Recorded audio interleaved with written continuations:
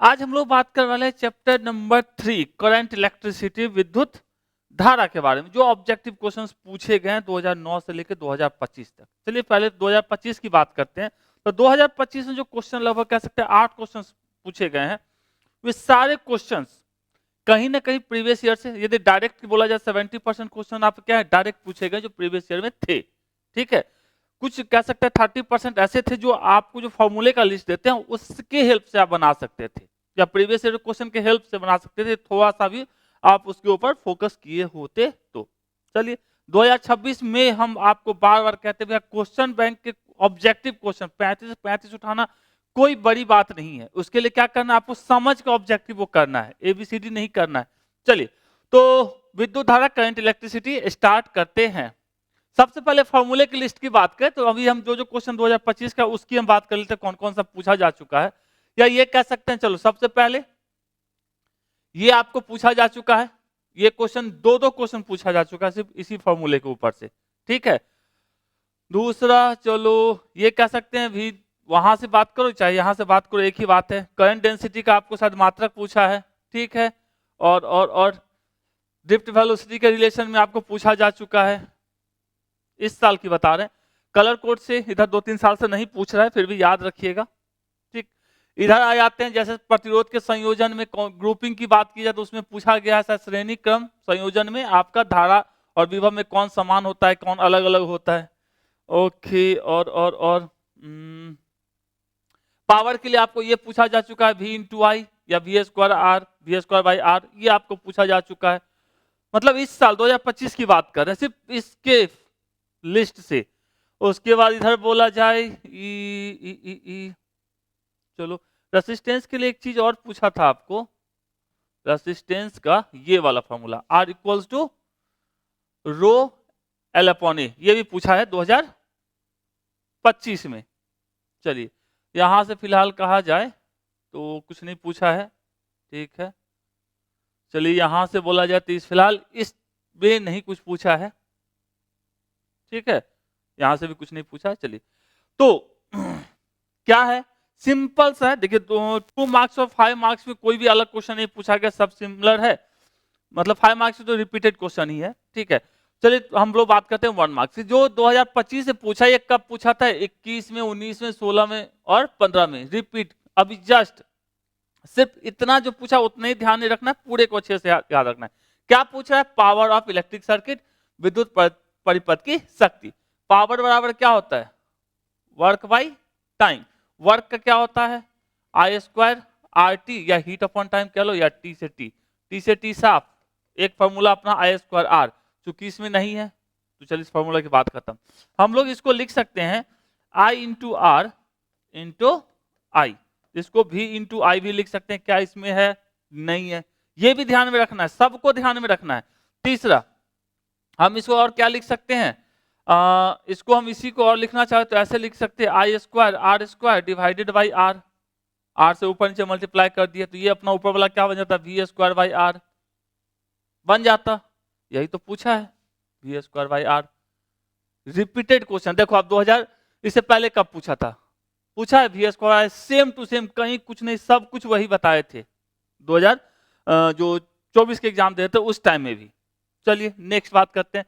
कह रहा है which of the following represent resistance R। Resistivity से आपसे पहले पूछा था, रेसिस्टेंस का जिसको पता था, देखो इससे पहले ही बता चुके थे रेसिस्टेंस ρL/A, पिछले बार ही बता चुके थे। तो इस बार पूछा था कौन जुलुम किया था। R = क्या होता है, R = ρL/A। तो कह सकते हैं प्रतिरोध R के लिए व्यक्त किया जाता है ρL/A। इससे आसान क्या होगा। तो ऑलरेडी देखिए 2021 से पूछा था, सेम टू सेम, कोई दिक्कत नहीं था। नेक्स्ट कह रहा है unit of current density. Current density ये भी आपको पूछा, देखो 2022 से पूछा था करंट डेंसिटी इक्वल्स टू क्या होता है I/A। यहां क्या पूछ रहा है, इकाई पूछ रहा है, मात्रक पूछ रहा है। ठीक है, तो current density J equals to क्या होता है I/A। I मतलब धारा, एम्पियर, और A मतलब क्षेत्रफल, मतलब metre square, ampere per metre square, ampere per metre square ये है। तो आंसर क्या हो जाएगा, सी। तो सारे क्वेश्चन रिपीटेड, मतलब अभी तक तो फिलहाल रिपीटेड है। चलिए 2022 में भी सेम क्वेश्चन था, नेक्स्ट 2025 में कह रहा है in series circuit with resistance R1 R2 R3 the current flowing through each resistance. तो कौन सा है? सीरीज है। कौन सा है? श्रृंखला परिपथ है प्रत्येक प्रतिरोध में। अभी जस्ट आपको याद हो क्वेश्चन इससे पहले समानांतर क्रम के लिए पूछा था। कब पूछा था ये भी बता देते हैं। देखो समानांतर क्रम के लिए आपको पूछा था कब? 2021 के अंदर, ठीक है। अभी जस्ट आपको फॉर्मूले के लिस्ट में हमने ये वाला बताया, जस्ट दिखाए थे कि किसमें श्रेणी क्रम की बात की जाएगी तो उसमें धारा समान रहता है और विभव अलग अलग होता है। जबकि समानांतर क्रम की बात की जाए तो धारा अलग अलग होती है और विभव क्या होता है? समान होता है। ये सब बोलने वाला चीज नहीं है।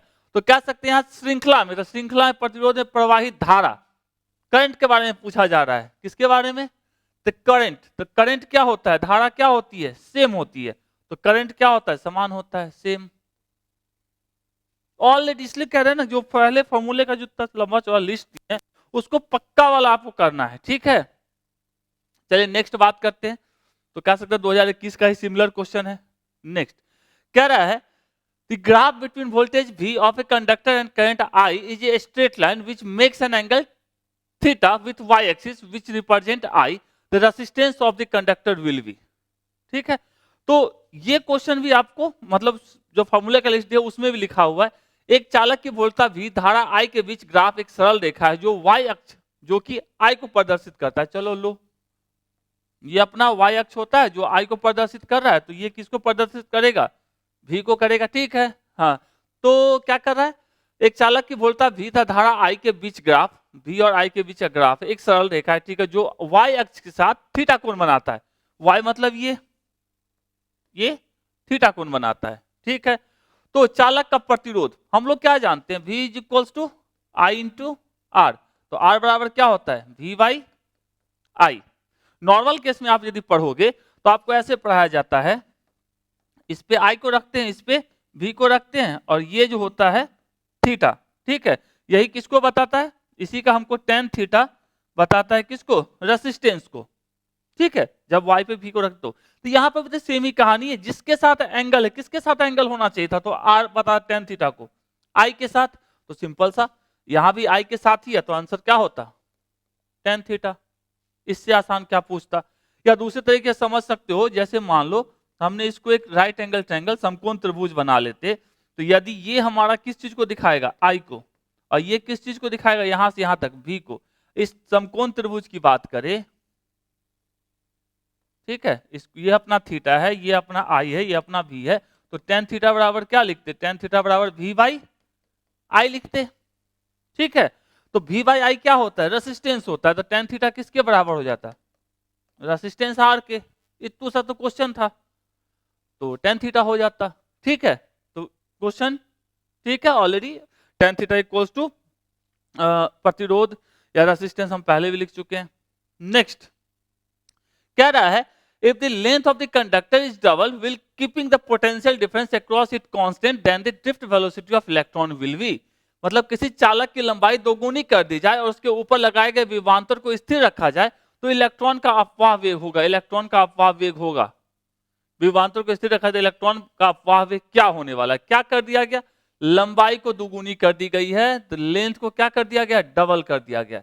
तो अपवाह वेग और हमको पोटेंशियल बीच रिलेशन चाहिए। ऑलरेडी ये वाला फॉर्मूला जो अभी बोर्ड पे आपको दिख रहा है ये ऑलरेडी पहले पूछा जा चुका है। पूछा है आगे क्या जो नहीं दिखाए हैं, चलिए पहले पूछा जा चुका है फॉर्मूले को कि ड्रिफ्ट वेलोसिटी और इलेक्ट्रिक फील्ड के बीच में रिलेशन, ठीक है। तो खुद सोच के देखो, ड्रिफ्ट वेलोसिटी और इलेक्ट्रिक फील्ड के बीच का रिलेशन यदि हम बोले तो VD इज डायरेक्टली प्रोपोर्शनल क्या होता है? विद्युत क्षेत्र के, इलेक्ट्रिक फील्ड के। ऑलरेडी पता है इलेक्ट्रिक फील्ड क्या होता है। इलेक्ट्रिक फील्ड को हम लोग क्या लिख सकते हैं? VD directly proportional potential upon length, विभव बट्टा लंबाई।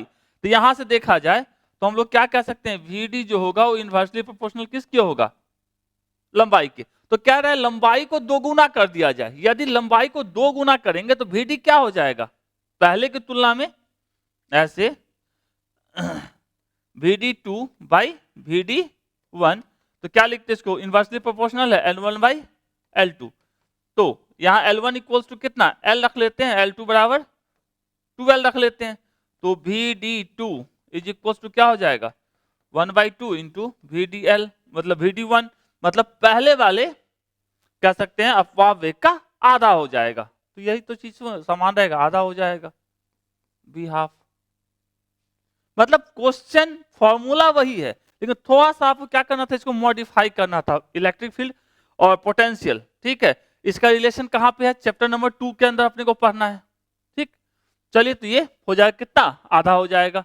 नेक्स्ट बोला जाए, कह रहा है the relation between drift velocity v of free electron in a conductor in electric conductor in electric conduction potential difference v between end of the conductor।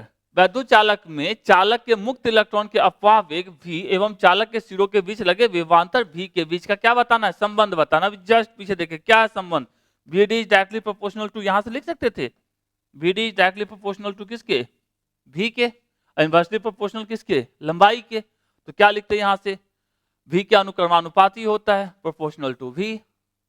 इससे आसान क्या होगा, तो यहां से हम लोग क्या लिखते, vd इज डायरेक्टली प्रोपोर्शनल किसके होता, v के, ऐसा कुछ, ठीक है। तो ये क्वेश्चन नंबर 7 भी यदि बोला जाए, एक्चुअली 6 और 7 जो है उसको भी यदि हम मान ले, तो ऑलरेडी ये फॉर्मूला पहले पूछ चुका है इलेक्ट्रिक फील्ड के साथ रिलेशन, तो आपको चैप्टर 2 में पता होगा। तो ऑलरेडी चैप्टर 2 में आपको पूछ चुका है विभव प्रवणता, पोटेंशियल ग्रेडियंट, वहां का यूज करके यहां आपको बनाना था। तो इतनी सा कहानी, आपको थोड़ा सा दिमाग लगाना है। चलिए नेक्स्ट बात करते हैं, the speed of electron accelerated from rest under A potential difference v is, v potential difference से इलेक्ट्रॉन का क्या पूछ रहा है, स्पीड के बारे में। एक इलेक्ट्रॉन का विभवांतर v के अधीन विराम से त्वरित करने पर इसकी चाल क्या होगी। देखो, तो यदि हम बात करें ऊर्जा की बात करें, तो E इंटू भी ऊर्जा का फॉर्मूला होता है, और इलेक्ट्रिक पोटेंशियल की बात करें तो इलेक्ट्रिक पोटेंशियल जो होता है v equals to work upon charge होता है। तो यहाँ से W इक्वल्स टू क्या लिख सकते हैं, Q इंटू भी लिख सकते हैं, और चूंकि इलेक्ट्रॉन की बात है तो E इंटू भी लिख सकते हैं, ठीक है। अब इसके कारण ये गतिज ऊर्जा आती है, कह सकते हैं, ठीक है, जिसके कारण उसका क्या होगा, वेग बढ़ेगा, ठीक। तो कह रहा है इसकी चाल होगी, चाल के बारे में मतलब वेलोसिटी, तो गतिज ऊर्जा मतलब हाफ mv स्क्वायर। तो यहाँ से हम v स्क्वायर, चलो इसको हम छोटू सा भी वेलोसिटी, वेग को बता रहा है, ये विभव को बता रहा है, ठीक, पोटेंशियल को, ये वेलोसिटी को। तो v स्क्वायर इक्वल टू क्या लिखते, 2ev डिवाइडेड बाई ये, और इस साइड से m।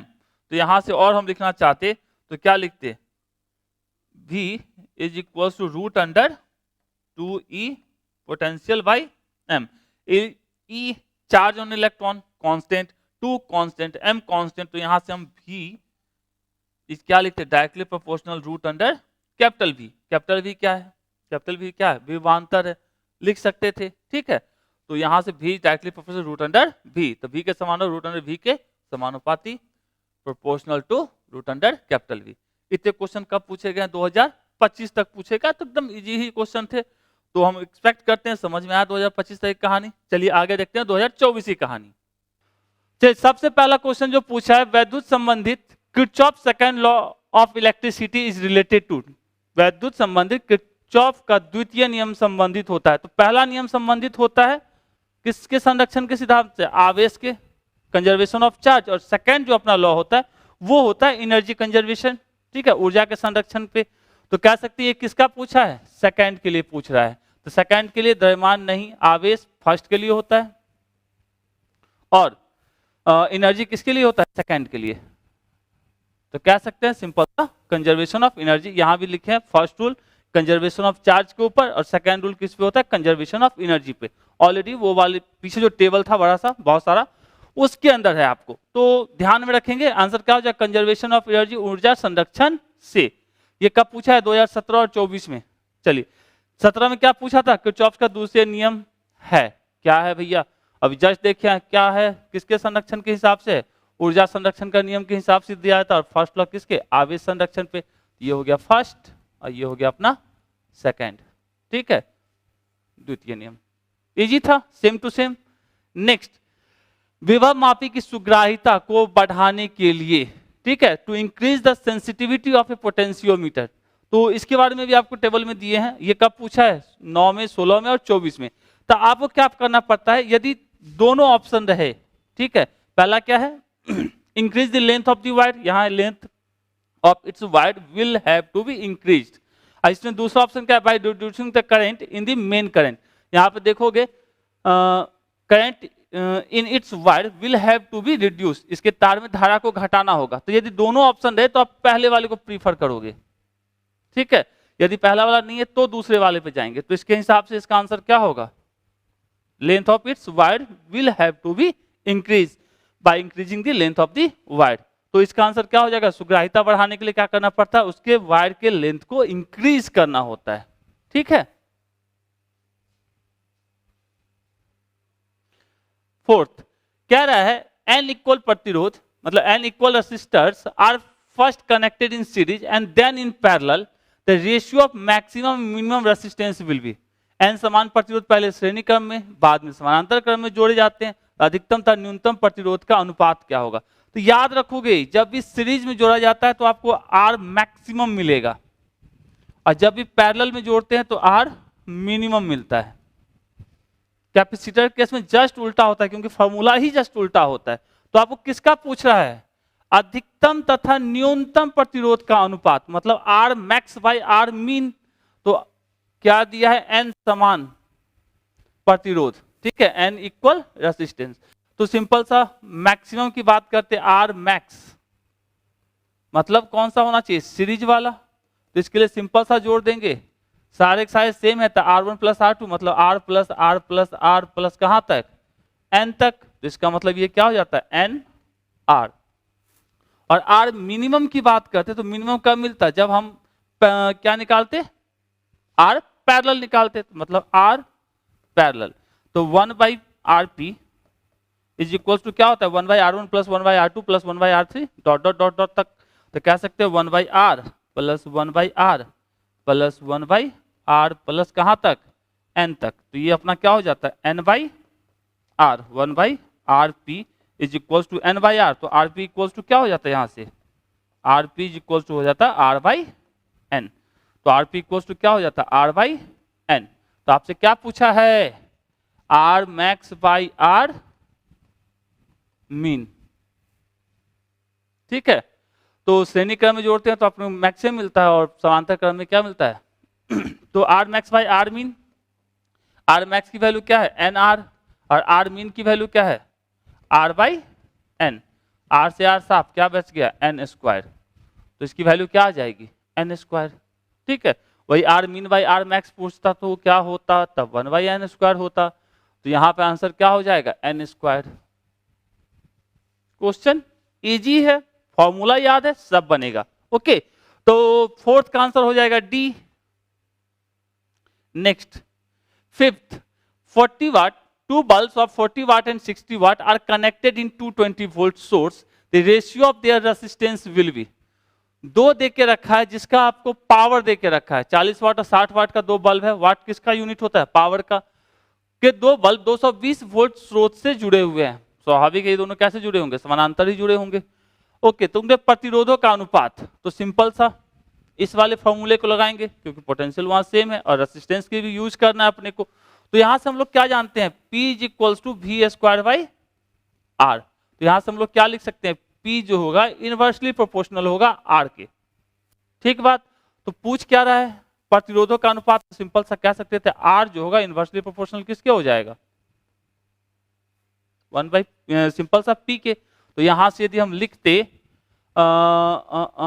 R 40 बाई R 60, समान विभव से जुड़े हुए हैं ना, दो बार 220 वोल्ट से जुड़ा हुआ है, तो यूज भी करते तो भी वाला कहानी क्या होता, आपस में ही कट जाता। तो R40 बाई R60 क्या हो जाता, इनवर्सली प्रोपोर्शनल है, तो यहाँ पे अपना हो जाता P। तो कौन सा वाला, 60 वाला, तो 60 divided by 40। R inversely proportional है P के, तो कह सकते हैं सिंपल सा यहाँ से कि P की वैल्यू क्या होती, R जिसको ऊपर रखे हो उसका P की वैल्यू कहाँ रखना पड़ेगा, नीचे। ये अपना ये से ये साफ क्या हो जाएगा, 3/2। तो R40 बाई R60 का अनुपात क्या हो जाता, 3/2। कितना इजी था। तो इसका आंसर क्या हो जाएगा, 3/2। फिफ्थ का आंसर क्या हो जाएगा, डी। नेक्स्ट बात करते हैं, क्या रहा है, the resistance of any wire is 500 ohm, its electrical conductivity, conductivity देखो कंडक्टिविटी, ठीक है, 1 by रेसिस्टिविटी होता है। तो रेसिस्टिव कंडक्टिविटी का यूनिट कभी भी पर ओम नहीं होता है। ओके, तो रेसिस्टिविटी का यूनिट क्या होगा, कंडक्टिविटी का जो यूनिट होता है वो होता है पर ओम पर मीटर, ठीक। और यहाँ सारे के सारे किस में दिया गया, पर ओम में दिया गया, तो मतलब कंडक्टिविटी आप इससे नहीं निकाल सकते। लेकिन हिंदी मीडियम के हिसाब से चले तो विद्युत चालकता, तो चालकता कहाँ है, कंडक्टेंस उसको कहते हैं, लेकिन इंग्लिश में क्या लिखा हुआ है, कंडक्टिविटी। कंडक्टेंस रहता तो आंसर आता है इसका। तो कंडक्टेंस के हिसाब से यदि हम चलते तो conductance G is equal to क्या होता है, 1/r। तो 1/r मतलब 500। इट मीन्स इसको कह सकते हैं कितना हो जाएगा, 10 पे पावर 0.002 पर ओम, क्योंकि रेसिस्टेंस का ओम होता है, जस्ट उसका उल्टा है, तो पर ओम। तो हिंदी मीडियम के हिसाब से चलते तो इसका आंसर क्या होता, ये, और इंग्लिश मीडियम वालों के हिसाब से चलते तो उसका आंसर क्या होता, मतलब कह सकते हैं सिंपल सा नन ऑफ दीज। तो ये किसके लिए आंसर होता है, इंग्लिश वालों के लिए, और हिंदी मीडियम वालों के लिए ये आंसर होता।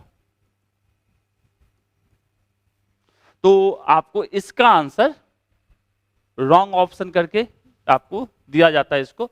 तो 2024 में एक क्वेश्चन था जिसमें रॉन्ग ऑप्शन था, क्योंकि दोनों क्वेश्चन ही अलग है, इंग्लिश मीडियम वालों के लिए क्वेश्चन अलग, हिंदी मीडियम वालों के लिए क्वेश्चन अलग। उम्मीद करते हैं समझ में आया, ठीक है। ओके, तो 6 का आंसर क्या हो जाएगा, ए नहीं होगा, मतलब हिंदी मीडियम वालों के लिए ए होगा और इंग्लिश मीडियम वालों के लिए नन ऑफ दीज होगा। 7 की बात करते हैं, विद्युत लेपन में व्यवहार आने वाली धारा, current used in electroplating. Already chemistry में इलेक्ट्रोप्लेटिंग पढ़े होंगे, तो इसके लिए यूज किया जाता है डीसी करंट को, क्योंकि डीसी करंट एक डायरेक्शन में होता है, जबकि एसी करंट क्या होता है, कभी इधर कभी इधर, उसका डायरेक्शन चेंज होते रहता है। तो इलेक्ट्रोप्लेटिंग में हम लोग यूज करते हैं डीसी करंट को, याद रखना है, तो कह सकते हैं डीसी। तो 7 का आंसर क्या हो जाएगा, A. The relation between drift velocity and electric field E, drift velocity and electric field E के बीच का रिलेशन, यदि वेक्टर फॉर्म में बोलेंगे तो इसको हम लोग लिखते हैं V vector minus E vector E tau by M. M क्या है, मास ऑफ इलेक्ट्रॉन। तो यहाँ पे ई का जो डायरेक्शन होता है, इलेक्ट्रिक फील्ड का डायरेक्शन होता है, वो ड्रिफ्ट वेलोसिटी के डायरेक्शन के जस्ट अपोजिट होता है। ओके, तो कभी आपको ऐसा भी लिखा हुआ मिलेगा, V D is equal to E divided by M. तो अपने को वी डी इक्वल टू क्या लिख सकते हैं, V D is directly proportional to E. तो सिंपल सा वी डी क्या होता है, इलेक्ट्रिक फील्ड के डायरेक्टली प्रोपोर्शनल होता है, लेकिन इलेक्ट्रिक फील्ड का डायरेक्शन और वी डी ड्रिफ्ट वेलोसिटी का डायरेक्शन जो होता है, संवहन वेग की जो दिशा होती है वो क्या होती है, एक दूसरे के विपरीत होती है, इसलिए वो वेक्टर फॉर्म में है और ये अपना क्या है, स्केलर फॉर्म में है। माइनस साइन को हटा देते हैं तो आंसर क्या हो जाएगा इसका, बी। तो 8 का आंसर क्या हो जाएगा, बी। चलिए 9th, चालक के अंदर इलेक्ट्रॉन की गति, the motion of electron inside the conductor is. अभी जस्ट एक वर्ड यूज किया था, ड्रिफ्ट वेलोसिटी, अभी जस्ट यूज किया था ड्रिफ्ट वेलोसिटी। तो मतलब इलेक्ट्रॉन की क्या होती है, ड्रिफ्टिंग होती है, कहां, किसी भी कंडक्टर के अंदर। तो ड्रिफ्टिंग मतलब सिंपल सा कह सकते हैं अपसरित होता है इलेक्ट्रॉन। तो जैसे वर्ड है ड्रिफ्ट वेलोसिटी, ऐसे भी याद रहेगा, ड्रिफ्टिंग होगा इलेक्ट्रॉन का। तो 9th का आंसर क्या हो जाएगा, सी। स्क्रीनशॉट लेते जाना है। नेक्स्ट कह रहा है, 2 resistance R and 2 R connected in series, okay, in an electric circuit. Series में कनेक्टेड है, सीरीज का मतलब क्या, ऐसा ऐसा, okay. The thermal energy developed in R and 2R will be in the ratio, मतलब 2 प्रतिरोध जो है R और 2R को एक विद्युत परिपथ में श्रेणी क्रम में जोड़ा गया है, ठीक है। R और 2R में उत्पन्न उष्मीय ऊर्जा का अनुपात क्या होगा। देखो ये मान लिया R है, ये अपना क्या है 2R है, तो दोनों के लिए कॉमन क्या होगा, सीरीज के केस में क्या कॉमन होता है, करंट की वैल्यू। मतलब सिंपल सा कह सकते हैं जितना I इससे जाएगा वही I यहां निकलेगा, वही I यहां निकलेगा, ठीक बात है। तो हम लोग को पता है हीट जो होता है वो क्या होता है आई स्क्वायर आर टी, ठीक है, आई स्क्वायर आर टी। तो यहां से हम लोग क्या कह सकते हैं, सिंपल सा, हमारा आई की वैल्यू सेम, टी की वैल्यू, एच जो होगा वो डायरेक्टली प्रोपोर्शनल होगा किसके, आर के। तो यदि हम लिखते किसका किसका रेशियो, आर और 2r का, था H R by H 2r, इस साइड से क्या होता r, मतलब सिंपल सा r इसके लिए r और इसके लिए 2r, तो ये क्या हो जाता 1/2। तो H R by H 2r equals to क्या होता 1/2। तो 1/2 कौन सा है, a। तो 10th का ऑप्शन क्या हो जाएगा, a। एकदम ध्यान में रखना है, नहीं चाहते हो तो डायरेक्ट पूरा ही यूज कर लो, आई स्क्वायर आर टी, ऐसे यूज करते हैं इसको, I square R T divided by I square into 2r into T, T से टी, आई स्क्वायर से आर स्क्वायर कट गया, आर से आर कट गया, तो ऐसे भी 1/2 लिखते। यदि आप इस चीज को समझ सकते हो तो ज्यादा आसान रहेगा, ठीक है, जिससे मतलब उसको रखे और कांस्टेंट वाले को क्या कर लिए, अलग कर लिए। तो ये होगी कहानी 10th की, 10वें नंबर की। ओके, तो 10 के बाद आता है 11। If an ammeter is shunted then the total resistance of the circuit. जब किसी एमीटर को शंट किया जाता है तो परिपथ का कुल प्रतिरोध, एमीटर को जो शंट किया जाता है उस समानांतर क्रम में शंट किया जाता है, मतलब रेसिस्टेंस को क्या किया, समानांतर क्रम में जोड़ा जाता है। अभी जस्ट पीछे देखे थे, जब समानांतर क्रम में दो प्रतिरोध होते हैं तो जो रेसिस्टेंस की वैल्यू होती है वो क्या कर जाता है, डिक्रीज कर जाता है। तो कह सकते हैं तो परिपथ का कुल प्रतिरोध क्या कर जाएगा, अभी देखे थे ना आर मैक्स और आर मीन पीछे अभी जस्ट, तो क्या करेगा, घटेगा। तो 11 का क्या हो जाएगा आंसर, बी। नेक्स्ट, आदर्श एमीटर का प्रतिरोध, अभी जस्ट बोले थे एमीटर वोल्ट मीटर के टेबल के केस में, क्या आप इसका याद रखिए कि आदर्श ammeter, ideal ammeter, ideal volt meter के लिए प्रतिरोध क्या होता है। और ऐसे भी याद रखने का दूसरा आसान सा तरीका होता है अपना, एमीटर और वोल्ट मीटर, एमीटर अल्फाबेट में पहले आता है तो 0, वोल्ट मीटर बाद में आता है तो इनफाइनाइट। तो एमीटर के लिए पूछा है, अमीटर के लिए पूछा है एमीटर, एमीटर के लिए क्या होगा 0। कितना आसान है याद रखना, अल्फाबेट में ए पहले भी बाद में, इसलिए 0 पहले इनफाइनाइट बाद में, कर लिए काम, ठीक है। तो 12 का आंसर क्या हो जाएगा, बी। चलिए 13 कह रहा है which of the following is correct for mobility. Mobility equals to क्या होता है, drift velocity point electric field, मतलब V upon E. Already formula मिल जाएगा, तो 13 का क्या आंसर होगा, ए। फॉर्मूला के लिस्ट में मिल जाएगा ये। Ampere hour is the unit of, ampere घंटा किसका यूनिट होता है, एम्पियर मतलब करंट और आवर मतलब किस चीज का यूनिट होता है, टाइम का, यही है ना। एक फॉर्मूला पढ़े होंगे, I equals to Q by T. तो क्यू इक्वल्स टू क्या होता है, I into T, I current, T time, current into time, किस चीज का यूनिट होगा, क्यू। क्यू क्या है, आवेश, चार्ज, तो आवेश का। 14 का क्या हो जाएगा आंसर, बी। नेक्स्ट 15, निम्नलिखित से धारा घनत्व के लिए कौन सही है, मतलब विच of the following is correct for current density. Current density क्या होता है, current per unit area is called current density. तो करंट पर यूनिट एरिया कौन सा है, ये वाला बहादुर है, तो कह सकते हैं 15 का बी। चलिए आगे चलते हैं 16, विच of the following is correct, निम्नलिखित में से कौन सही है। ओके, वाट, वाट मतलब क्या होता है, पावर का, पावर क्या होता है, वर्क अपॉन टाइम। वाट किसका यूनिट है, पावर का, तो पावर क्या होता है, वर्क अपॉन टाइम, कार्य बटे समय, और कार्य का क्या होता है जूल, और समय का होता है सेकंड, तो जूल पर सेकंड।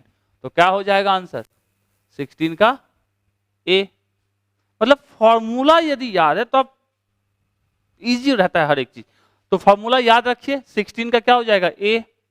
चलिए आगे चलते हैं 17, colour code of carbon resistance for blue colour, मतलब ब्लू कलर के लिए क्या पूछ रहा है, नीला रंग के लिए कार्बन प्रतिरोध का कलर कोड क्या होगा। तो इसके लिए एकदम ये याद रखोगे, B B Roy of Great Britain has very good wife, ये याद रखना है, आपको पढ़ाया भी क्या होगा। और इसको यदि याद रखो तो इसके नंबर को याद रखो, सबसे पहले को 0 1 2 3 4, जो भी क्या कहते हैं येलो से लिखा गया उसी को सिर्फ नंबर देना है, और देखो कैपिटल में लिखा गया सबको, 4 5 6 7 8 9, ठीक है। अब देखो इसका टेबल में देखोगे, बी से ब्लैक, दूसरे वाले बी से ब्राउन, आर से रेड, ओ से ऑरेंज, वाई से येलो, जी से ग्रीन, बी से ब्लू, वी से वायलेट, और जी से क्या हो जाएगा अपना ग्रे, और डब्ल्यू से व्हाइट। ठीक है, तो ये याद है, थोड़ा सा 2-4 बार प्रैक्टिस करेंगे याद रहेगा। तो अपना किसका पूछ रहा है? ब्लू का। ब्लू कहां पे है? 6 वाले पे, देखो यहां पे है ना ब्लू 6 के साथ है, याद है। थोड़ा सा 2-4 बार प्रैक्टिस करेंगे याद हो जाएगा कोई। तो आंसर क्या हो जाएगा इसका? फिलहाल अभी 2 साल से 23 और 24 में इससे क्वेश्चन नहीं पूछा है, तो प्रोबेबिलिटी है कि आपको पूछे। थोड़ा सा इस पे और अच्छे क्वेश्चन का प्रैक्टिस कीजिए। नॉर्मली बिहार बोर्ड अच्छा क्वेश्चन तो उस लेवल का क्वेश्चन नहीं पूछा जैसे पूछना चाहिए, एक भी क्वेश्चन थोड़ा रहे, सिंपल सा टेबल ही पूछ रहा है। नेक्स्ट 17 का क्या हो जाएगा? डी। 18 कार्बन प्रतिरोध में हरे रंग का। ठीक है, तो ये वाला टेबल वापस से 0 1 2 3 4 5 6 किसके लिए पूछ रहा है? ग्रीन। ग्रीन कौन से होता है? 5 पे, ये होता 5 के लिए। तो टेबल देखेंगे, देखो 5 पे है ग्रीन, यहां है ना, तो क्या हो जाएगा आंसर? 5। तो ये याद रखना, 2-4 बार प्रैक्टिस कर लेना, बात खत्म, पैसा हजम।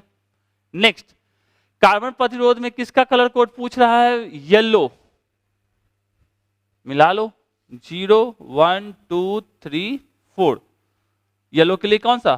4। देखो येलो के लिए 4, मजा आ गया, 4, बात खत्म। ओके 19 का क्या हो जाएगा आंसर? डी। चलिए, Which of the following is correct for the resistivity of a material? Material के रेसिस्टिविटी के लिए इनमें से कौन सही है? सबको पता है, रेसिस्टेंस का सब याद करते हैं, गलती करके नहीं आना है। रो एल अपॉन ए, ये रेसिस्टेंस के लिए, रेसिस्टेंस के लिए, रेसिस्टिविटी के लिए या प्रतिरोधकता के लिए आपको नहीं पूछा रहा है। ठीक है, किसके लिए पूछा है? रेसिस्टिविटी के लिए। तो कह सकते हैं सिंपल सा, रेसिस्टिविटी कौन होता है? ये है रो। तो रो इक्वल्स लिखते तो क्या लिखते? इस साइड को रो कर रहे हैं तो इस साइड ले होता आर ए अपॉन एल। तो R A upon L, R A upon L, 20 का आंसर क्या होता है? ए। तो आंख बंद करके नहीं चलना है कि भैया R equals to rho, simple सा क्या है? रो एल अपॉन ए, तो एल अपॉन ए जिसमें भी है उसमें चिपका दिया, एल अपॉन ए इसमें है इसमें चिपका दिया। ऐसा नहीं करना है, जो पूछ रहा है उसी को फोकस करना है। तो क्या हो जाएगा इसका आंसर? आर इक्वल्स टू इतना होता है, तो रो इक्वल्स टू क्या लिख सकते हैं? उस साइड चला जाएगा आर ए अपॉन एल। ठीक है, आज की यूनिट की बात करते तो रेसिस्टेंस का क्या होता है? ओम, और इसका हो जाता है मीटर। अभी जस्ट देखे थे, पीछे भी था ओम मीटर रेसिस्टिविटी का। तो 20 का आंसर क्या हो जाएगा? ए। 21 कह रहा है वोल्ट मीटर मेजर करता है। वोल्ट मीटर क्या मेजर करता है? वोल्टेज करेगा, पोटेंशियल डिफरेंस करेगा। तो कह सकते हैं सिंपल सा पोटेंशियल डिफरेंस। देखो ए मीटर जो है कैसे लगा हुआ था, अब थोड़ा और क्वेश्चन पे फोकस करते हैं पिक्चर के हिसाब से। ए मीटर हमेशा सीरीज में लगा रहता है, ओके। अब वोल्ट मीटर हमेशा पैरेलल लगता है, तो वोल्ट मीटर इन दोनों पॉइंट के बीच का पोटेंशियल डिफरेंस बताएगा, जबकि ए मीटर क्या बताएगा? करंट की वैल्यू, आई की वैल्यू बताएगा, जबकि ये क्या बताएगा? वोल्टेज बताने वाला है। तो करंट सर्किट में क्या पास करेगा वो ए मीटर बताएगा, और वोल्ट मीटर क्या बताएगा आपको कि भैया कितना वोल्टेज है दो टर्मिनल के बीच में, पोटेंशियल डिफरेंस क्या है। ठीक है, तो इसका क्या हो जाएगा? Potential difference. 21 का आंसर हो जाएगा बी। चलिए 22 की बात करते हैं। यूनिट ऑफ इलेक्ट्रोमोटिव फोर्स, विद्युत वाहक बल की इकाई। देखो यहां पे बल लिखा हुआ है तो डाउट नहीं जाना कि बल है तो मतलब न्यूटन हो जाएगा। न्यूटन ऑप्शन दिया है, दिया भी है, बहुत समझदार है। तो बल है इलेक्ट्रोमोटिव फोर्स, ईएमएफ जो है वो बल नहीं है, वो पोटेंशियल डिफरेंस ही है, या वोल्टेज ही कह सकते हैं। सेल के केस में ईएमएफ की हम लोग बात करते हैं, इसका यूनिट क्या हो जाएगा? वोल्ट रहेगा। याद रखना है 22 का क्या हो जाएगा? सी। नेक्स्ट कह रहे टी समय तक धारा आई के प्रवाह के कारण आर प्रतिरोध के चालक में उत्पन्न उष्मा होती है। जस्ट आपको पता है, अभी लिखे थे ना, आई स्क्वायर आर टी, जो हीट होता है आई स्क्वायर आर टी होता है, आई स्क्वायर आर टी, इसको तो याद रखना है। चलिए तो 23 का आंसर क्या हो जाएगा? सी। 24 विच of the following is the best conductor of electricity. Electricity मतलब विद्युत का सबसे अच्छा चालक कौन है? तो जिसकी कंडक्टिविटी अच्छी होगी वो बेस्ट कंडक्टर कहलाएगा, जिसकी रेसिस्टिविटी सबसे कम होगी वो अच्छा कंडक्टर कहलाएगा। तो देखोगे तो रेसिस्टिविटी सबसे कम किसकी है? सिल्वर की। और कंडक्टिविटी सबसे ज्यादा किसकी है? वो भी सिल्वर की। तो क्या हो जाएगा अपना? तो कंडक्टिविटी जिसकी ज्यादा वो अच्छा कंडक्टर कहलाता है, जिस कह सकते हैं जिस कंडक्टिविटी जिसकी सबसे कम वो बैड कंडक्टर कहलाता है। ठीक है, तो चलिए कहानी में आगे चलते हैं। तो 24 का क्या हो गया आंसर? ए। 25 प्रतिरोध के समानांतर क्रम में निम्न में कौन राशि समान रहती है? ये एकदम क्लियरली टेबल जो शुरुआत में बताया ना उसके अंदर क्लियरली लिख के रखे हैं। यदि श्रेणी क्रम होता है तो वहां पे धारा जो होती है, इलेक्ट्रिक करंट जो होता है वो समान रहता है, जबकि जो पोटेंशियल होता है, विभवांतर होता है, या वो अपना क्या होता है अलग अलग रेसिस्टेंस के लिए अलग अलग होता है। जबकि पैरेलल कॉम्बिनेशन के अंदर क्या होता है, जो धारा होती है वो अलग अलग होती है, अलग अलग रेसिस्टेंस के लिए, लेकिन वहां पे जो सेम रहता है वो पोटेंशियल रहता है, मतलब विभवांतर। तो कह सकते हैं प्रतिरोध के समानांतर क्रम में निम्न में से कौन सी राशि समान रहती है? तो स्वाभाविक पोटेंशियल समान रहती है। और करंट क्या होता है? करंट डिफरेंट होता है, तो पोटेंशियल डिफरेंस कह सकते हैं। ये करंट की वैल्यू क्या होती है? सीरीज में जब रहेगा तो करंट सेम रहेगा, और पैरेलल में जब रहेगा तो पोटेंशियल सेम रहेगा। इतना ध्यान में रखना है। तो 25 का ए। 26 power of electric circuit is. Power क्या होता है? नहीं याद रहता है तो कम से कम इतना याद रखना है। पावर इक्वल्स टू क्या हो जाएगा? Work upon time. इसको हम लिख सकते हैं I square R T divided by T. ये हो जाएगा आई स्क्वायर आर। है क्या? नहीं है। किसके टर्म में? वोल्ट के टर्म में। तो इसको हम ऐसा लिख सकते हैं ना, I square R square divided by R. तो ये हो जाएगा आई आर का whole square divided by R. V equals to I into R होता है तो वी स्क्वायर बाई आर लिख सकते हैं। मतलब एक फॉर्मूला याद है पावर का, 11th का 9th का जो याद है उसी को यूज करके आप सारे फॉर्मूले को यहां पर यूज कर लिए। तो वी स्क्वायर बाई आर। तो 26 का आंसर क्या हो जाएगा? सी। ठीक है, तो 26 का सी। चलिए 27 फिर से वही कलर कोड वाला 2020 में पूछा है। किसका पूछा है? लाल रंग का, रेड कलर का पूछा है ना, रेड कलर का। तो 0 1 2 यही ना, आर फॉर रेड। ठीक है, तो रेड के लिए कितना? 2। तो रेड के लिए 2, कितना आसान है। तो रेड के लिए 2, 27 का 2। ओके ओके, तो 27 का क्या हो जाएगा? बी। 28 किलोवाट आवर, KWH मात्रक है, यूनिट है किसका? इसका। देखो पूरा ही अच्छे से समझ लो, नेक्स्ट टाइम हो सकता है कि ये पूछे कि 1 किलोवाट आवर बराबर कितना। मात्रक तो छोड़ो, कितना? इतना। देखो तो किलो वाट आवर, किलो का मतलब 10 पे पावर 3, वाट अभी जस्ट लिखे थे, पावर का होता है मतलब वर्क अपॉन टाइम। तो लिख सकते हैं वर्क तो जूल, और टाइम का सेकेंड, और आवर टाइम का होता है। तो एक आवर में कितने मिनट? 60 मिनट, और एक मिनट में 60 सेकंड। तो 1 आवर इक्वल्स टू लिख सकते हैं 3600 सेकंड। तो ये सेकंड से ये सेकंड साफ, तो ये क्या मिल गया अपने को? 3600 इंटू 10 पे पावर 3 जूल। तो अपना तो काम चल गया भैया। जूल किस चीज का यूनिट होता है? ऊर्जा का, एनर्जी का। और कितने बराबर? इसको और लिखते तो लिखते 3.6 इंटू 10 पे पावर 3 और 3 6 जूल। तो ये भी याद रखना है कि 1 किलो वाट आवर कितने जूल के बराबर? तो भैया इतने जूल के बराबर। ठीक है, सही है। तो 28 का क्या हो जाएगा? ए। चलिए 29 60 वाट तथा 40 वाट के दो बल्ब यदि श्रेणी क्रम में जोड़े जाए तो उनकी सम्मिलित शक्ति क्या होगा? किसमें जोड़ा गया है? श्रेणी क्रम में। थोड़ा सा दिमाग में फॉर्मूला को फिट करोगे, एक लाइन में बन जाएगा। यदि सीरीज की बात करते, पीएस लिखे है ना, तो सीरीज कॉम्बिनेशन, और पीपी लिखे तो पावर किसमें? पैरेलल में। ठीक है, तो इसमें कैसे जोड़ा गया है? सीरीज में। सीरीज के लिए क्या होता है formula 1/PS equal to 1/S सिर्फ डिनोट करता है सीरीज को, और P का जो छोटू वाला P लिखे हैं वो डिनोट करता है पैरेलल कॉम्बिनेशन के लिए। तो सीरीज के लिए क्या होता है 1/P equivalent is equal to लिखते हैं 1/P1, दो ही है ना, 1/P2। तो 1/P1 मतलब 60 प्लस 1/P2 मतलब 40। ये अपना क्या हो जाएगा, एलसीएम लेंगे तो 120 2 और ये हो गया 3, मतलब लिख सकते हैं 5/120। तो 1/P इक्विवेलेंट, तो P equivalent is equal to लिख सकते हैं 120 डिवाइडेड बाई 5, और इसको काटा जाएगा तो हो जाएगा 5 दूनी 10 5 चौक 20, ठीक है। और पावर है तो क्या हो जाएगा यूनिट वाट, तो 24 वाट। यदि ये दोनों फॉर्मूला याद था, यदि नेक्स्ट टाइम यदि आपको पैरेलल के भी पूछता तो सीधा सीधी क्या करते, जोड़ देते। तो क्या हो जाएगा 24 वाट, ध्यान रहेगा फॉर्मूला बेस्ड। अदरवाइज जब आप डिटेल में जाएंगे तो डिटेल की बात करेंगे इसके अंदर। तो 29 का क्या हो जाएगा डी। नेक्स्ट बात करते हैं 30 की। At constant potential difference the resistance of an electric circuit is half, मतलब V1 is equals to V2 is equals to V constant potential difference, resistance of an electric circuit is half. मतलब R1 की value है यदि R, तो R2 की value क्या है R/2।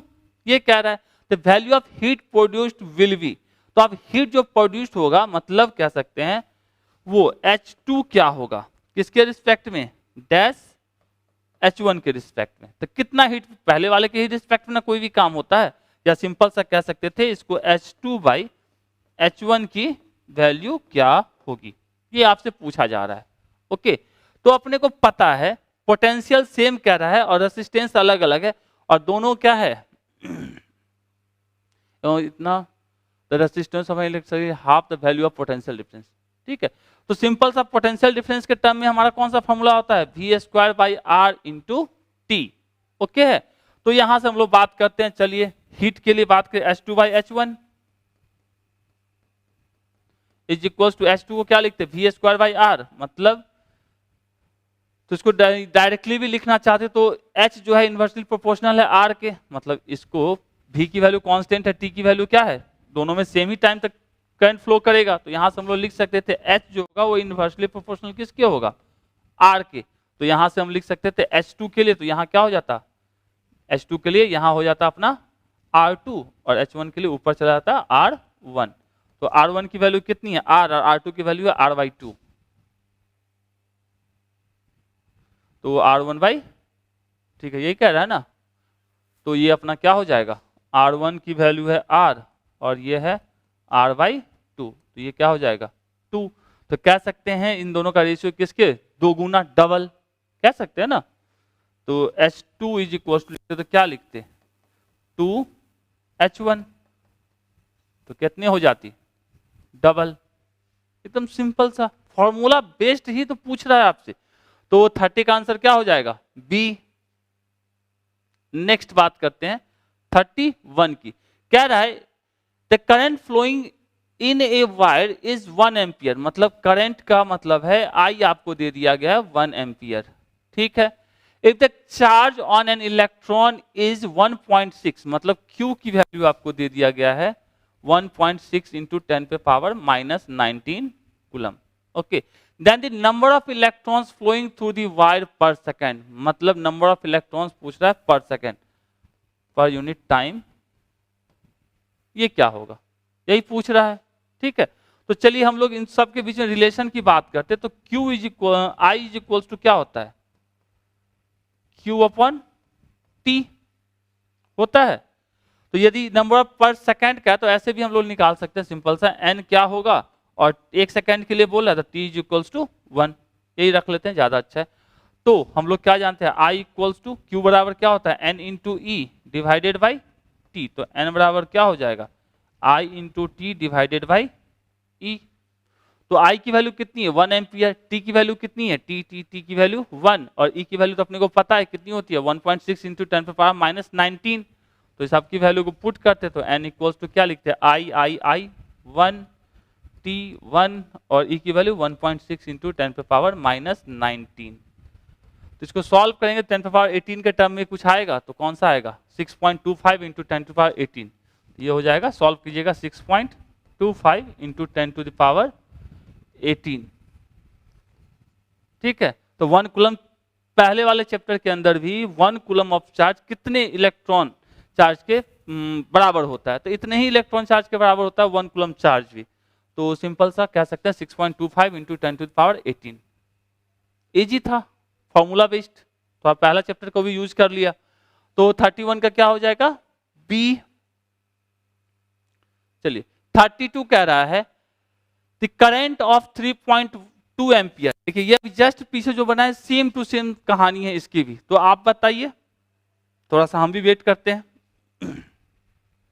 कि कौन सा ऑप्शन आएगा। एकदम साफ साफ पूरा क्वेश्चन देखिए। ठीक है, चलिए अब हम भी शुरू किया जाए। तो कह रहा है करंट की वैल्यू, आई की वैल्यू कितनी 3.2 एम्पियर। ओके, और the number of electron flowing per second, मतलब T is equals to 1 second. Okay, the current of इतना ampere flowing in a conductor, the number of electron flowing through per second in a given cross section of a conductor will be. ठीक है, तो पूछ रहा है simple सा। चलिए, तो यहां से हम लोग क्या जान रहे हैं, अपने पास क्या होता है I is equals to Q upon T। तो Q equals to N into E divided by T I। तो N इक्वल्स टू क्या हो जाएगा I into T by E। I की वैल्यू कितनी 3.2, तो N equals to 3.2 into T की value 1 second के लिए और E 1.6 इंटू 10⁻⁻19। ये 2 टाइम्स में कट गया तो ये क्या हो जाएगा 2 इंटू 10⁻19। एकदम उससे भी ज्यादा आसान था, इसमें तो और भी कुछ जो गुना भाग नहीं करना पड़ा। तो क्या हो जाएगा 32 का आंसर ए। इजी था। चलिए नेक्स्ट बात करते हैं 33। किसी चालक का विशिष्ट प्रतिरोध बढ़ता है। देखिए टेम्परेचर के बढ़ने से, तापमान के बढ़ने से किसी चालक का विशिष्ट प्रतिरोध बढ़ता है। तो कह सकते हैं जो अपना स्पेसिफिक रेसिस्टेंस होता है, ओके, वो क्या होता है टेम्परेचर के बढ़ने से बढ़ता है। तो कह सकते हैं इंक्रीज ऑफ टेम्परेचर।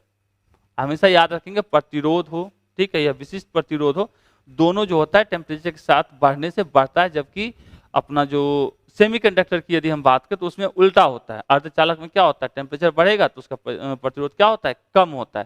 तो यहाँ पे क्या होगा बढ़ेगा। तो 33 का क्या हो जाएगा answer A. 34 1 ampere is equals to 1 ampere, current का होता है यूनिट एम्पियर। तो 1 एम्पियर इक्वल्स टू क्या होगा Q अपॉन T, मतलब कह सकते हैं कूलम अपॉन सेकेंड। तो कूलम बाय सेकेंड, ये सब तो एकदम बच्चा वाला फॉर्मूला है। 34 का ए। 35 क्या the algebraic sum of charges in potential around any close loop in a circuit involving resistance and cell in a close loop. किसी बंद परिपथ के किसी लूप के विभिन्न बिंदुओं के बीच के विभवांतर का बीजगणितीय योग प्रतिरोध और सेलों को शामिल करते हुए क्या होगा सेकेंड रूल। सेकेंड रूल के हिसाब से क्या हो जाएगा अपना 35 का सी।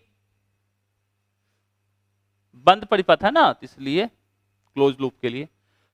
नेक्स्ट क्वेश्चन की बात करते हैं, कह रहा था breadth and height of a metallic cuboid are equal. Breadth और हाइट, चलिए ये हो गया ब्रेथ, ये और हाइट, ये दोनों इक्वल है ऐसा मान लिए। कह रहा है ना धातु के बने किसी घनाभ की चौड़ाई और ऊंचाई बराबर है। और कह रहा है and the length of the cuboid is twice that of its breath, मतलब लंबाई जो है चौड़ाई की 2 गुनी है। ये इसकी लंबाई, ये कह रहा है इसका 2 गुनी है। ठीक है, क्वेश्चन इतना कह रहा है। और कह रहा है ratio of the maximum minimum resistance between the parallel faces. अब कह रहा है मैक्सिमम एंड मिनिमम रेसिस्टेंस का रेशियो आपको पूछ रहा है, मतलब समांतर सतहों के बीच महत्तम और लघुत्तम प्रतिरोधों का अनुपात होगा, क्या होगा। तो सबसे पहले चलिए शुरू करते हैं कार्यक्रम को। हमने क्या किया, सबसे पहले इसके लिए ये जो वाला है सतह और ये सतह, इन दोनों से हम यदि रेसिस्टेंस की बात करें तो क्या होगा, दोनों निकालेंगे, मतलब अब कौन मैक्सिमम कौन मिनिमम आप खुद डिसाइड कर लेंगे। यदि इस फेज के लिए ये अपना फेज कौन सा, मान लीजिए ए है और ये अपना बी वाला फेज है, मतलब ये फेज ए ये फेज बी, तो यहां के लिए रेसिस्टेंस यही कह रहा है ना, प्रतिरोधों का अनुपात। तो हम लोग को पता है R इक्वल्स टू क्या होता है, R इक्वल्स टू होता है रो L अपॉन ए, पता है, ठीक है। तो इस वाले के लिए बात करें, AB के लिए बात करते हैं, तो इसके लिए लेंथ कितना हो जाएगा, ये लेंथ मतलब 2a लेंथ हो जाएगा, L कितना हो जाएगा 2a, क्योंकि यही ना लेंथ इसका होगा।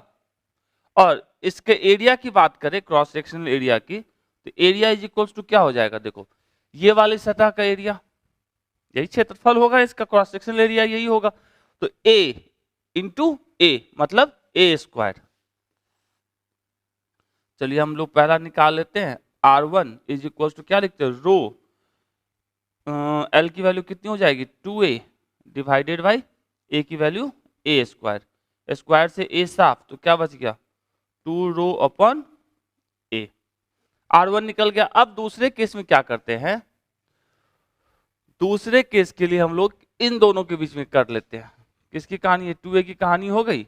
अब चलो हम इसके और इसके बीच में, ये B हो गया, ये C और ये अपना D वाला, ठीक है, इन दोनों के बीच में करते हैं। तो इसके लिए हम लोग सिंपल सा CD के लिए लिखते, तो क्या लिखते, C से D तक की सबसे पहले L, C से D ये मतलब इसकी लंबाई मतलब लेंथ क्या हो जाएगा यहाँ पे A, ओके। और इसके एरिया की बात करें, क्षेत्रफल की बात करें, तो अपना इसका एरिया क्या होगा, ये वाला एरिया, तो ये वाला एरिया क्या होगा, ये है अपना 2a और ये क्या है a, तो ये क्या हो जाएगा 2a इंटू ए मतलब 2a स्क्वायर, ठीक है। अब यहां से आ जाते हैं R2 is equals to rho L upon A, तो L की वैल्यू है a यहाँ पे और एरिया की वैल्यू है 2a स्क्वायर, स्क्वायर से ये a साफ, तो R2 इज इक्वल्स टू क्या हो जाएगा रो बाई 2a। अब इन दोनों में आपको कौन लग रहा है कि कौन मैक्सिमम कौन मिनिमम, देख के ही पता चल रहा है भैया, ये जो आएगा ये आएगा आपका मैक्सिमम और ये जो होगा वो क्या होगा मिनिमम। रो बाई ए दोनों में कॉमन है, ये 2 टाइम्स है, ये हाफ है उसका, तो स्वाभाविक साहब किसका पूछ रहा है, महत्तम और लघुत्तम, तो महत्तम मतलब R1, लघुत्तम मतलब R2, R1 की वैल्यू है 2 rho upon A divided by row by 2a, ठीक है, रो अपॉन 2a। तो यहां से देखा जाए तो इसको हम लिख सकते हैं by a into 2a divided by rho, rho से ये काट गया, इससे ये कट गया, मतलब ये आ गया कितना 4, तो R1 by R2 is equals to क्या आया 4। तो इस क्वेश्चन को कह सकते हैं अच्छे क्वेश्चन में, मतलब थोड़ा खूबसूरत क्वेश्चन, ठीक है। उम्मीद करते हैं समझ में आया कि क्या किए, सिंपल सा R निकाल दिए, फॉर्मूला पता है रो L अपॉन ए की कहानी, तो आंसर क्या हो जाएगा इसका 4, इजी था।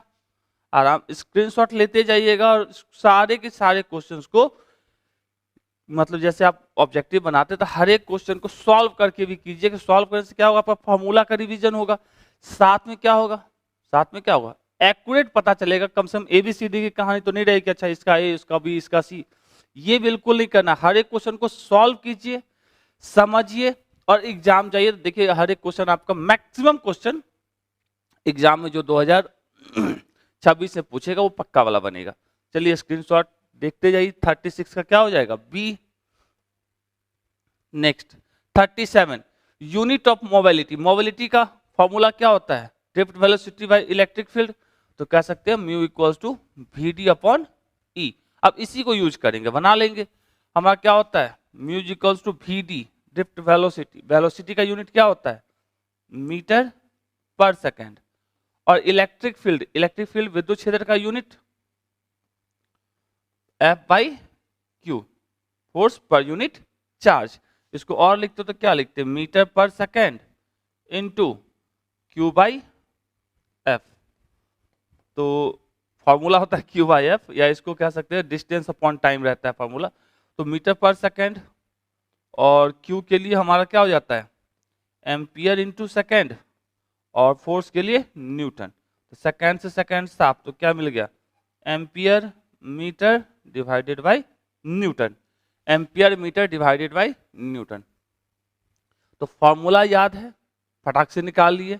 ओके, तो चलिए 37 का हो गया A. Next 38, charge on the condenser in the circuit show in the figure. ठीक है, ये कंडेंसर दिख रहा है 6 माइक्रोफैराड का, इसके अंदर क्या पूछ रहा है, चार्ज। ओके, तो ये जो रेसिस्टेंस है वो कैसे जुड़ा हुआ है, सीरीज में जुड़ा हुआ है। तो सिंपल सी बात है, यहां से जितना करंट आएगा वही करंट यहां से निकलेगा, वही करंट यहां जाने वाला है, यही ना होने वाला है।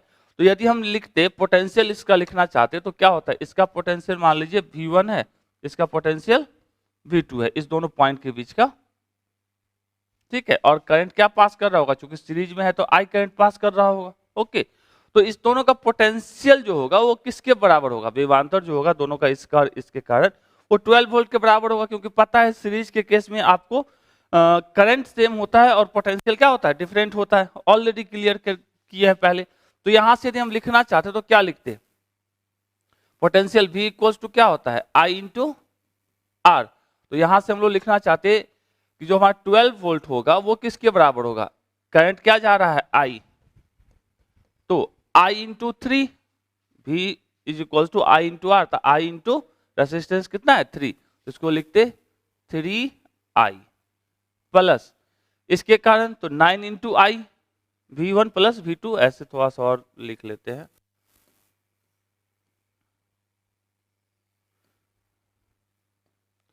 V1 प्लस V2 के बराबर होता, तो ये V1 क्या हो जाता 3I, और प्लस V2 कितना हो जाता 9I, 12।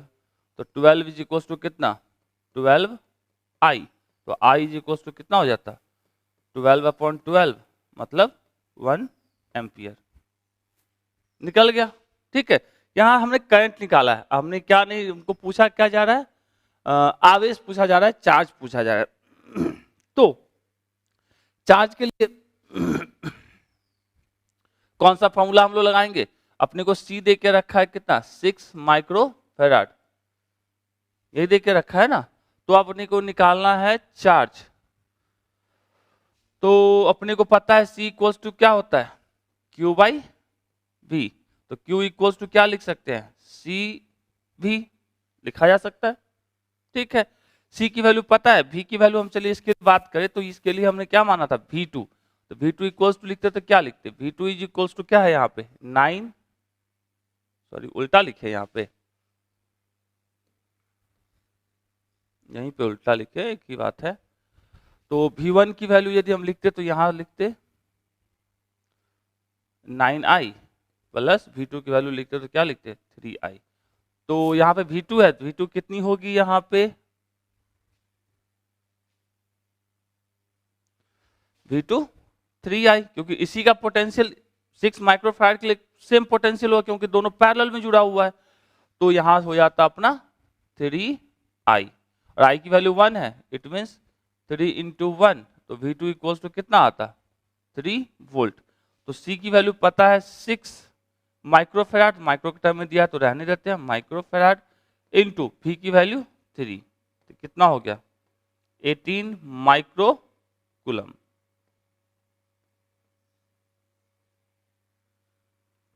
उम्मीद करते हैं समझ में आया। छोटा सा है, एक बार हमने क्या निकाला I की वैल्यू निकाला, दूसरी बार हमने Q की वैल्यू निकाला, तो आंसर क्या हो जाएगा 18 माइक्रो कूलम। 30 का आंसर क्या हो जाएगा A। चलिए नेक्स्ट की बात करते हैं। कह रहा है in this circuit show in the figure E1 10 volt, E2 6 volt, okay, and EMF of two cells are, R1 इतना, R2 इतना, are their internal resistance, okay, potential difference across the cell connected between point C and D।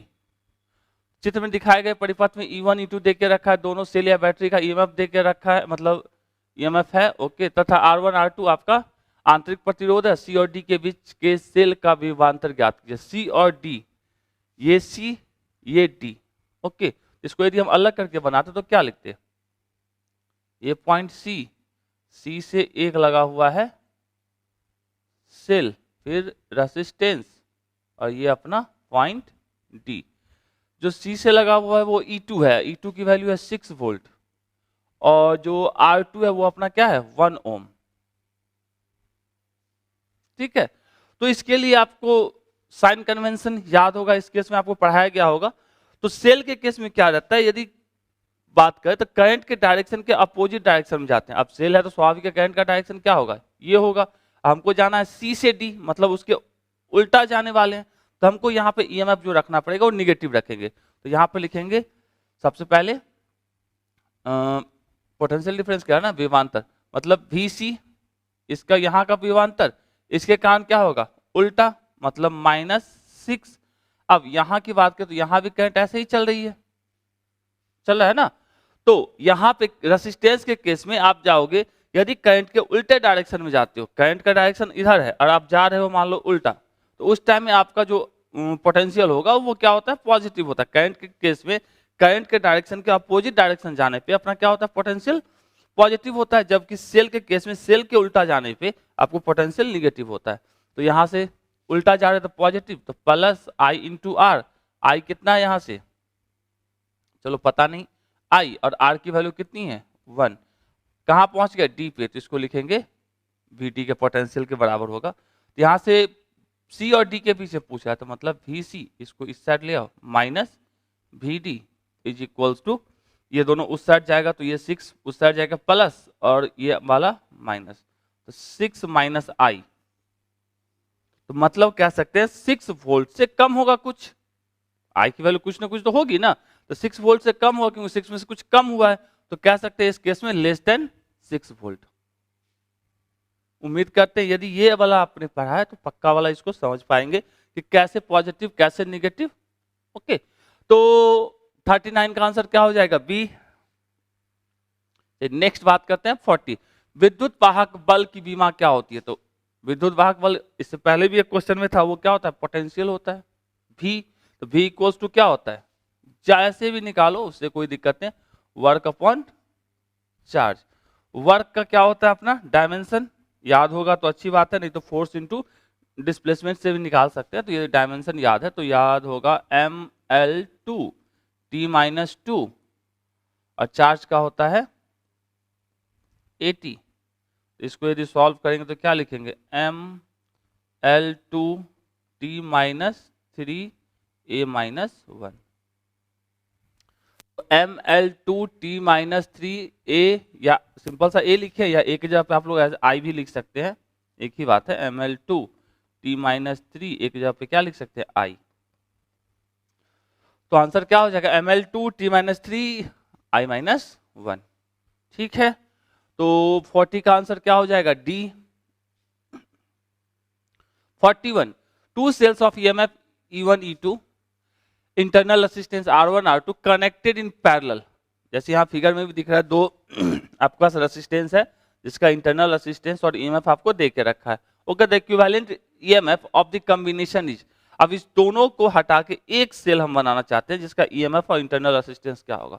तो उसके लिए आपको grouping of cell के अंदर आपको ये वाला फॉर्मूला डिराइव करके दिया गया होगा, E1 R2 plus E2 R1 divided R1 plus R2। तो ये होता है E, कह सकते हैं लो E इक्विवेलेंट, और ये जो अपना होता है ये डब्बे के अंदर दिख रहा है वो होता है R इक्विवेलेंट। तो आपसे क्या पूछ रहा है, इसके समतुल्य विद्युत वाहक बल, मतलब E इक्विवेलेंट की वैल्यू पूछी जा रही है। तो कह सकते हैं E1 R2 plus E2 R1 बटे R1 प्लस R2। तो ये वाला हो जाएगा, कोई इशू नहीं है। तो ये आपको एकदम डिराइव करके बताया गया होगा कॉम्बिनेशन ऑफ टू सेल्स के केस में, तो ध्यान में रखना है। तो ज्यादा डिटेल में नहीं जाना है कॉम्बिनेशन ऑफ सेल्स का, इक्का दुक्का क्वेश्चन कभी पूछा है तो ज्यादा सिर्फ इस फॉर्मूले को याद रखिएगा, टू सेल्स का कॉम्बिनेशन होगा तो क्या कहानी होने वाली है, क्योंकि एक बार पूछा है। तो 41 का क्या हो जाएगा B. 42, the material used in electric heater, विद्युत हीटर में जिस तत्व का व्यवहार किया जाता है, तो हीटर किसके केस में है, हीटर अपना है, यहाँ पे देखोगे हीटिंग एलिमेंट के अंदर हीटर आने वाला है। ओके, तो इसके लिए किसका यूज करते हैं, नाइक्रोम का, तो नाइक्रोम का, बात खत्म। तो सबका याद रखेंगे, जैसे कॉपर का यूज जैसे वायर बनाने में यूज करते हैं, पाइप के लिए यूज करते हैं, प्लेटिनम का ज्वेलरी में, इलेक्ट्रिकल कॉन्टैक्ट के लिए, टंगस्टन का फिलामेंट में, नाइफ में, ड्रिल वगैरह में किसका यूज करते हैं, टंगस्टन का यूज करते हैं। तो ध्यान रखना है। तो कह सकते हैं 42 का हो जाएगा डी। चलिए 43, शोषित विद्युत ऊर्जा, एब्जॉर्ब इलेक्ट्रिकल एनर्जी।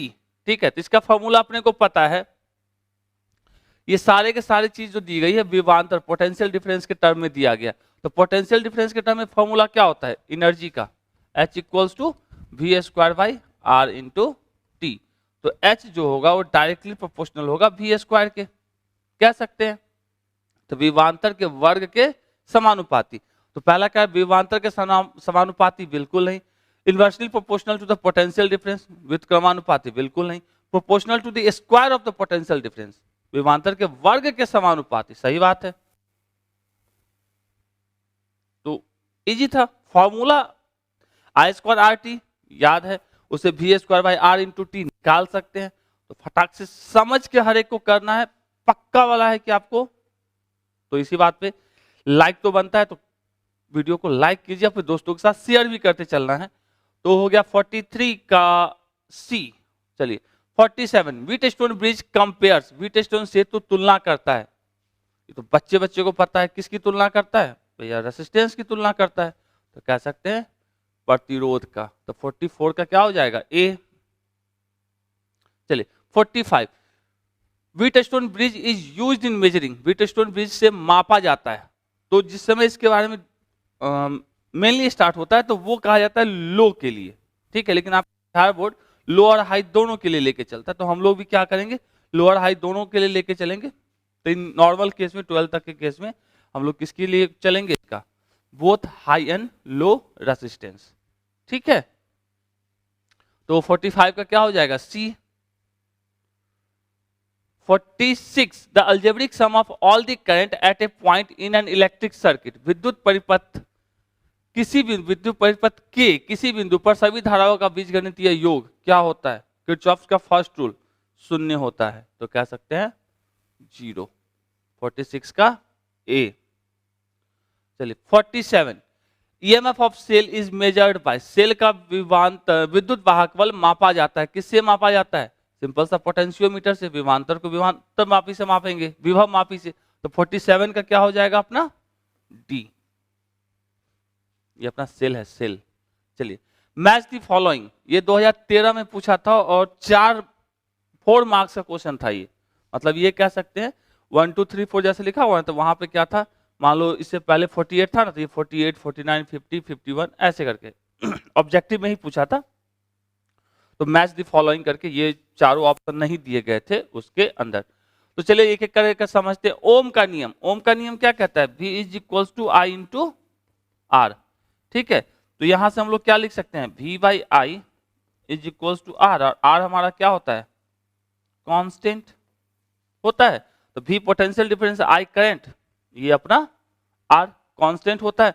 तो यहां से इसका की कहानी किसके साथ, विभवांतर बटे धारा, potential difference by current equals to constant. तो ये हो जाएगा पहले के साथ सी। दूसरा किरचॉफ्स का नियम, किरचॉफ्स का नियम पता है क्या होता है, पहला नियम कहता है किसके संरक्षण के सिद्धांत पर आधारित होता है, ऊर्जा के आवेश के संरक्षण के सिद्धांत पर, जबकि दूसरा नियम ऊर्जा के संरक्षण के सिद्धांत पर। यहाँ कह रहा है ऊर्जा संरक्षण या conservation of energy, Kirchhoff's law को फॉलो करता है। तो कह सकते हैं सिंपल सा 2 का डी।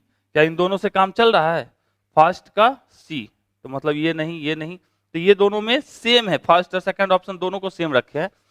तीसरा कह रहा है फोर्स इंटू वेलोसिटी, बल गुने वेग क्या होगा,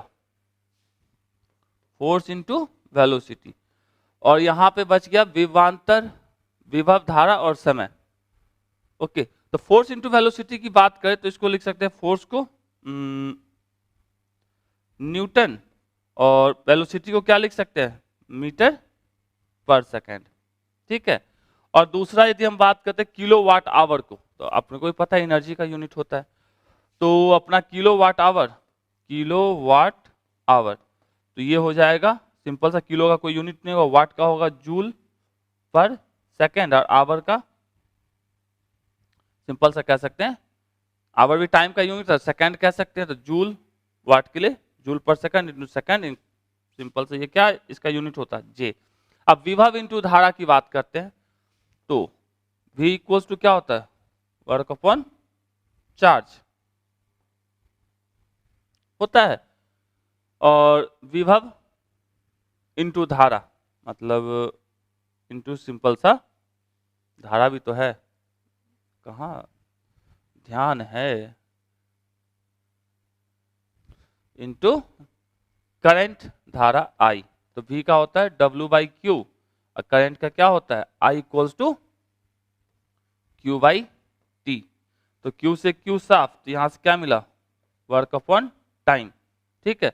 और यहां से भी न्यूटन मीटर को क्या लिख सकते हैं, वर्क, और सेकेंड का सेकेंड, वर्क अपॉन टाइम ये भी, वर्क अपॉन टाइम ये भी, तो ये कितना था, बल गुने वेग, तो ये था तीसरा, और ये है अपना पहला, तो कह सकते हैं तीसरा वाला किसके साथ जाएगा, ए के साथ, और चौथा वाला किलो वाट आवर, यदि हम बात करते हैं तो सिंपल सा किलो वाट आवर एनर्जी का, वर्क का कह सकते हैं, और इसको जब आप निकालोगे विभवांतर इंटू धारा इंटू समय, तो V into I into T, तो V इंटू आई का हमने क्या निकाला, वर्क अपॉन टाइम, और टाइम का क्या हो जाएगा T, तो T से T साफ मतलब वर्क, और वर्क का यूनिट क्या होता है जूल, तो कह सकते हैं सिंपल सा kilo watt hour work into V into I into T, तो सिंपल सा ये हो जाएगा किसका, फोर्ड का। उम्मीद करते समझ में आया थोड़ी सी कहानी। तो हो गया पहला का C, फर्स्ट का C, दूसरा का D, तीसरा का A, चौथा का B, तो आंसर क्या हो जाएगा इसका, तो ये जितने लोग बना लिए होंगे, ठीक है, सीरियसली वाला दिल खुश हो गया, जो नहीं बना है तो उसको समझ के बनाना है, ठीक है। भले आपको इस टाइप के क्वेश्चन अब नहीं पूछे जाते हैं, लेकिन इसमें से कोई एक तो पूछ सकता है ना, चारों को एक साथ नहीं दे, लेकिन अलग अलग तो दे सकता है, और ऐसे अपन यहाँ क्या करें, सीख रहे हैं कि कोई भी क्वेश्चन छूटना नहीं चाहिए, तो सिंपल सा है। चलिए नेक्स्ट बात करते हैं 48 के बाद 49 की।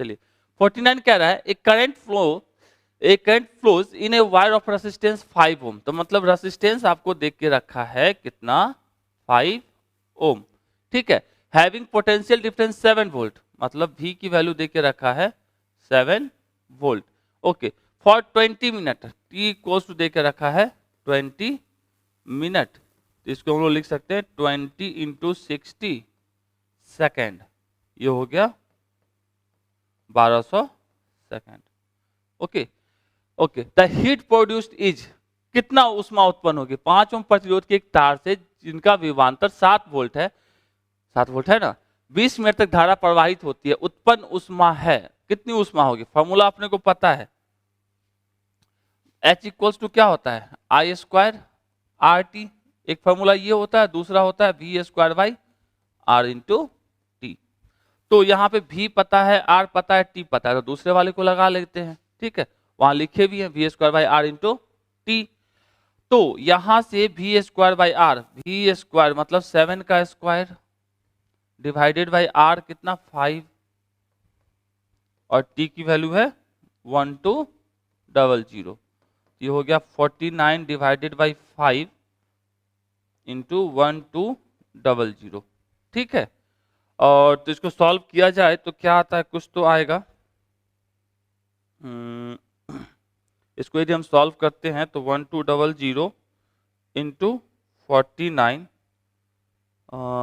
डिवाइडेड बाई 5, ये आ जाता है 11760, और हमने क्या निकाला हीट जूल, ये किस में आया, क्या कि सारा चीज हम SI सिस्टम में लिए हैं तो जूल में आएगा, हमको कैलोरी में बदलना है तो 4.2 से डिवाइड करना पड़ेगा, इस फॉर्मूले को याद रखोगे, यदि ये जो अपना है ये जूल में देगा, और ये जो अपना है वो किस में देगा, कैलोरी में देगा, 4.2 से आप डिवाइड कर दोगे तो आ जाते हैं अपनी कहानी में, H इक्वल्स टू कितना है 11760 जूल, इसको डिवाइड कर दिए 4.2 से, तो ये किस में आ जाएगा कैलोरी में, तो डिवाइडेड बाई 4.2, तो ये एक्यूरेट आ जाएगा 2800 कैलोरी। तो 2800 कैलोरी, मतलब फॉर्मूला वही है, सिर्फ क्या करना है, कैलोरी में कन्वर्ट करने के लिए थोड़ा सा स्पेशल दे दिया। तो 49 का क्या हो गया, डी। नेक्स्ट बात करते हैं 50 का। कह रहा है a current of 10 ampere flows in a wire for 10 second, मतलब करंट आई की वैल्यू आपको दे दिया गया है कितना, 10 एम्पियर, और टाइम देख के रखा है कितना सेकंड के लिए, 10 सेकंड के लिए। Okay, A potential difference across the wire is 15 volt, मतलब पोटेंशियल डिफरेंस भी आपको देख के रखा है 15 volt. Okay, the work done will be, एक 10 एम्पियर की धारा एक तार से 10 सेकंड तक प्रवाहित होती है, यदि तार का विभवांतर 15 वोल्ट हो तो किया गया कार्य क्या होगा, किया गया कार्य, आप हीट कहिए या कार्य कहिए, सबके लिए same formula I square R T. ठीक है, तो आई स्क्वायर, आई पता है, आर नहीं पता है, भी पता है, तो इसका दूसरा फॉर्मूला क्या होता है, अभी जस्ट लिखे थे वी स्क्वायर बाई आर, और कैसे आया था ये भी लिखे थे, V square by R into T. अब यहां पे देखते हैं, भी पता है, आर इसमें भी नहीं पता। एक तीसरा फॉर्मूला भी हम लोग लिख सकते हैं इसको, देखो आई स्क्वायर आर टी, अब इसको हम लोग लिख सकते हैं I into R into I into T, लिख सकते हैं। तो आई इंटू आर क्या होता है, V equals to I into R, तो इसको हम लिख सकते हैं वी आई टी। अब देखते हैं, वी भी पता है, आई भी पता है, टी भी पता है, बात खत्म। तो इस वाले फॉर्मूले को यूज करना, वहां डब्बे में भी लिखे हैं वी आई टी भी का ही फॉर्मूला, तीनों फॉर्मूला याद रखेंगे, एक ये और तीसरा ये, याद नहीं रखना है, मतलब आई स्क्वायर आर टी को सिर्फ याद रखना है, बाकी सबको कन्वर्ट करने आना चाहिए। तो चलिए लगाते हैं वर्क का फॉर्मूला के लिए, क्या लगाएंगे, V I T, V I T, V I P रहता तो कितना अच्छा लगता, आई की वैल्यू 10 और टी की वैल्यू कितनी, ये भी अपना 10 ही है ना, हाँ, तो कितना हो गया 1500, और वर्क है या एनर्जी है सबका यूनिट क्या होता है, जूल, तो जूल, तो 1500 जूल, इजी था। ठीक है, तो कह सकते हैं 50 का आंसर क्या हो जाएगा, सी।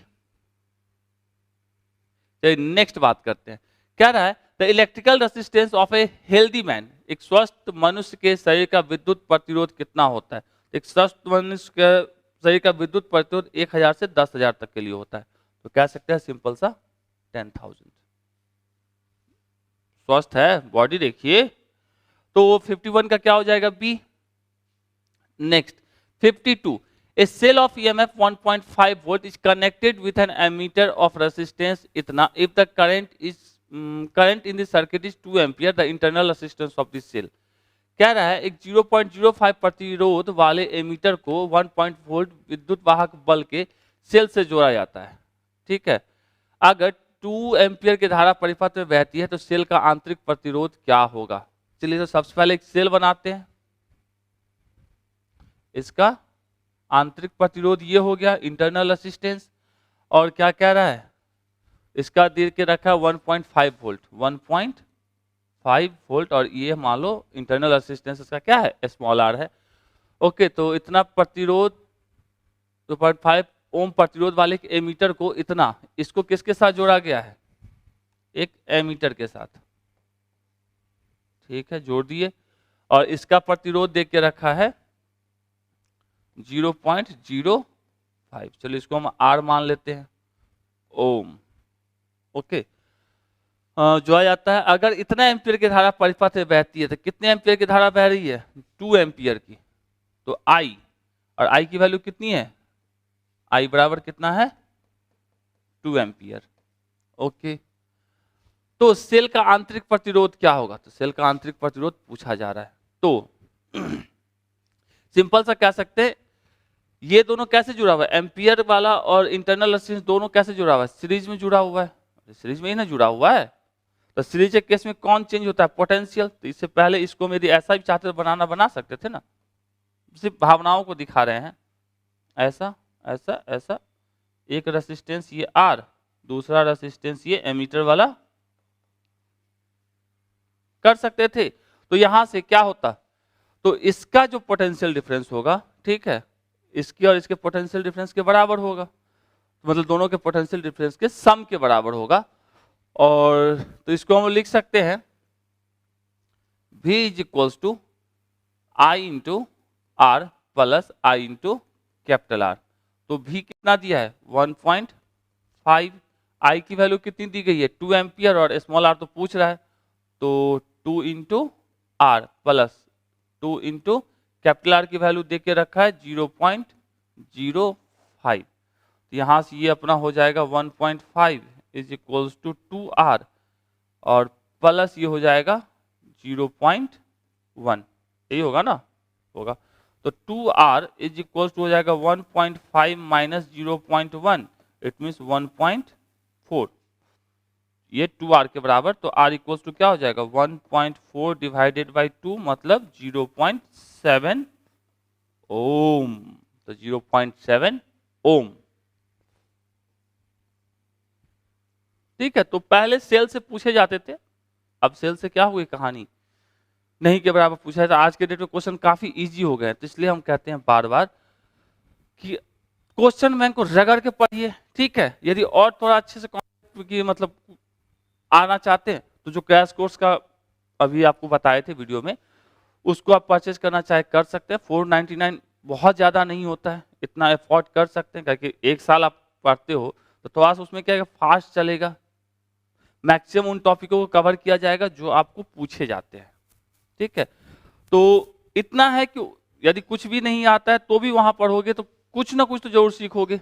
टाइम वहां पे कम आपको देना है, तो स्वाभाविक सी बात है, मान के चलिए ना रेगुलर आपके वीडियो वहां आएंगे और 1 घंटे के आसपास हर एक चैप्टर को कोशिश रहेगी मैक्सिमम 10 वीडियो के अंदर कवर किया जाए। तो मतलब मैक्सिमम कोई वीडियो होगा 1 घंटे का, 1.25 घंटे का, या उससे कम का, या मैक्सिमम 1.5 घंटे का कोई वीडियो हो सकता है। तो इसलिए यदि अच्छा लग रहा है तो बताइए कमेंट करके कि कैसा रहा करंट इलेक्ट्रिसिटी का वीडियो। ओके, तो 52 हो गया, 52 का आंसर क्या हो जाएगा डी। नेक्स्ट क्वेश्चन कह रहा है 2 bulbs consume same power when operated at 220 volt and 300 volt respectively. तो केस आपको एक दे दिया गया है जिसमें कह रहा है, चलिए एक केस कह रहा है जिसमें आपको 2 बल्ब है और सेम पावर कंज्यूम कर रहा है, मतलब P1 is equals to P2 is equals to P कह रहा है।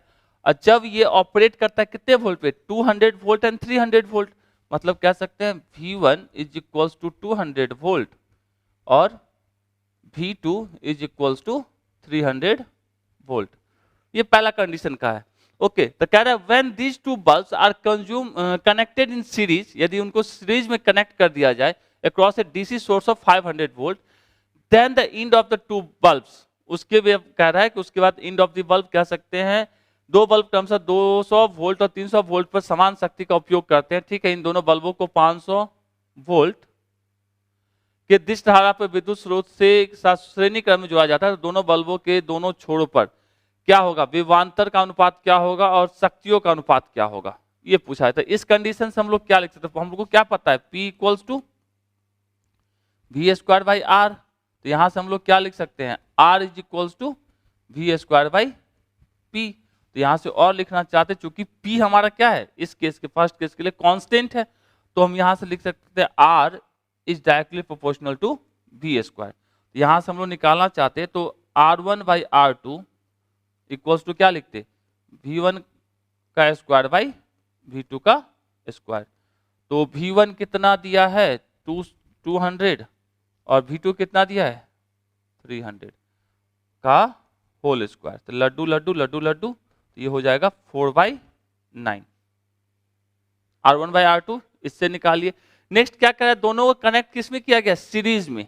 ठीक है, तो केस 2 की बात करें, केस 1, तो हम लोग क्या जानते हैं सीरीज के केस में क्या सेम रहता है, करंट सेम रहता है। तो V इज इक्वल्स टू क्या होता है I इंटू R। तो I क्या है सीरीज केस में दोनों के लिए सेम रहेगा, तो V डायरेक्टली प्रोपोर्शनल टू क्या कह सकते हैं R।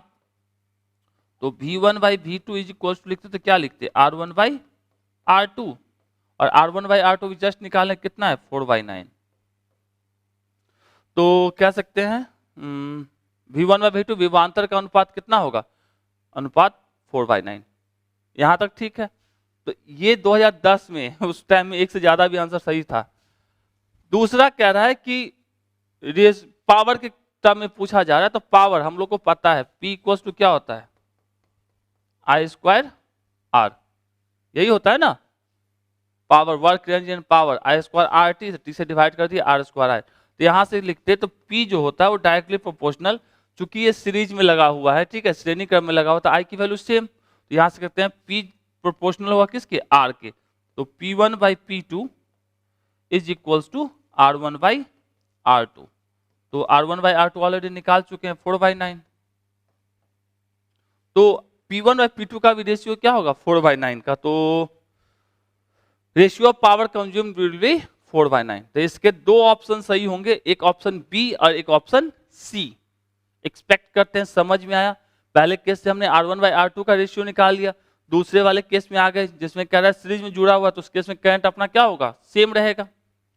तो V इक्वल्स टू ओम्स का नियम से V equals to I into R से हमने V1 बाई V2 निकाल लिया, और P equals to I² R से हम लोग क्या निकालिए कि P1 by P2 equals to 4/9। तो दो ऑप्शन इसके क्या थे, सही थे। तो यदि दोबारा रिपीट टेलीकास्ट करता है तो आपको एक ही ऑप्शन को सही देगा, तो एक को कुछ और करेगा, ठीक है। तो 53 का क्या हो जाएगा, बी एंड सी।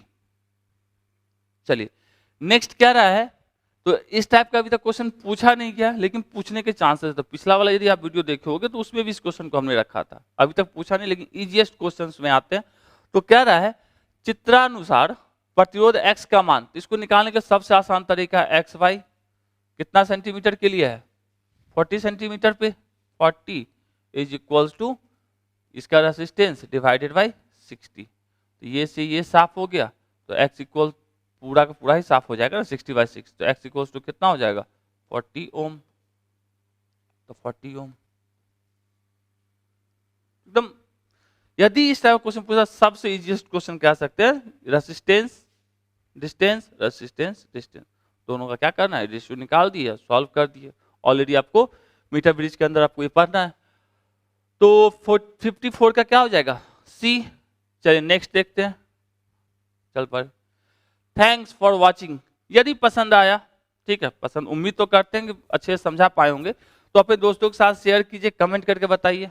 आप लोग कमेंट नहीं करते यार, कमेंट करके, ठीक है, लाइक करने से तो मोटिवेशन मिलता है, अच्छा लगता है कि चलो इंटरेस्ट है। अभी जैसे देख रहे हो आप लोग इंटरेस्ट कम दिखा रहे हो, वीडियो भी कम आ रहा है, आप लोग इंटरेस्ट दिखाओगे तब तो मोटिवेशन मिलेगा, कुछ मतलब जोश। तो इसलिए थोड़ा सा आप भी कम से कम लाइक और अपने दोस्तों के साथ शेयर कीजिए कि चैनल का रीच बढ़े, ठीक है, हमें भी काम करने में मजा आए और अच्छे से काम करे। तो कैसा लगा कमेंट करके बताइएगा। मिलते हैं अगली कहानी में, धन्यवाद।